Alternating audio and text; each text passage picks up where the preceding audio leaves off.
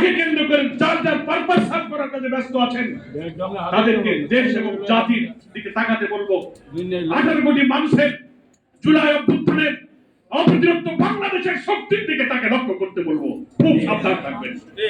আপনারা বাংলাদেশকে আর আমাদের মাঝ থেকে ছিনিয়ে নিতে পারবেন না। আমাদের এই সীমানাকে আপনারা আর ছিনিয়ে নিতে পারবেন না। আমাদের স্বাধীনতা, আমাদের অখণ্ডতাকে আপনারা আর দখল করতে পারবেন না।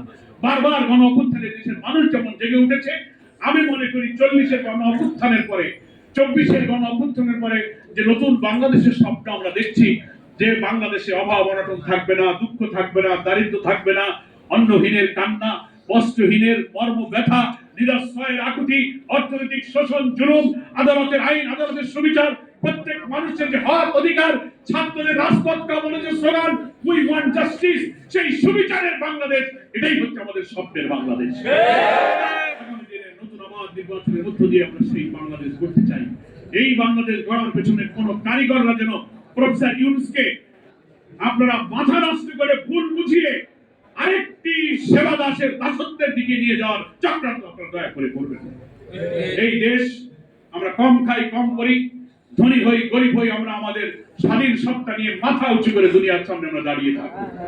বাংলাদেশ জামাত ইসলামের সংগ্রামে আমি ডাক্তার শফিকুর রহমান, যিনি বাংলাদেশের নতুন বাংলাদেশের স্বপ্নের সারথি, বাংলাদেশের রাজধানী থেকে গ্রামে গঞ্জে, শহরে, নগরে, বন্দরে যেখানে তিনি যাচ্ছেন, কোটি কোটি মানুষ, লক্ষ লক্ষ মানুষ তাকে এক নজর দেখার জন্য, তার বুকের কথা শোনার জন্য জনসভাগুলোতে স্রোতের মতো তারা নেমে আসতেছে। শোনাবে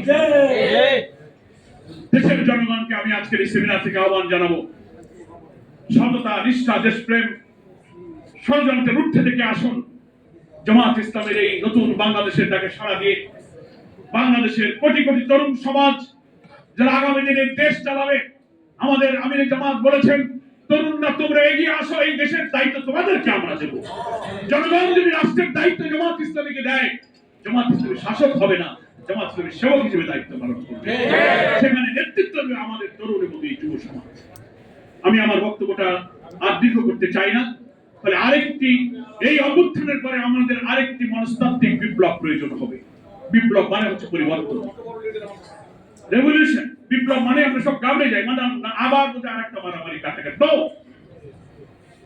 এই যে বিপ্লব আমরা মনে করি যে পরিবর্তন, মানুষের চিন্তা, আদর্শ এবং কর্মের পরিবর্তন, এটাই হচ্ছে একটা বিপ্লব, এটা পরিবর্তন, এটা একটা complete change of the society. গোটা সমাজের আদর্শের পরিবর্তন, দৃষ্টিভঙ্গির পরিবর্তন, চরিত্রের পরিবর্তন, নৈতিকতার পরিবর্তন, রাষ্ট্রযন্ত্রের পরিবর্তন, বিচার ব্যবস্থার পরিবর্তন, শিক্ষানীতির পরিবর্তন, complete change, that is called revolution. সেই বিপ্লবটা হবে রক্তপাতহীন বিপ্লব, ব্লাডলেস রেভলিউশন। মক্কায় যে বিপ্লব করেছিলেন প্রিয় নবী মুহাম্মদ মুস্তাফা সাল্লাল্লাহু আলাইহি ওয়াসাল্লাম, ইতিহাস বলে এই বিপ্লবই ছিল দুনিয়ার একটা রক্তপাতহীন, ব্লাডলেস রেভলিউশন।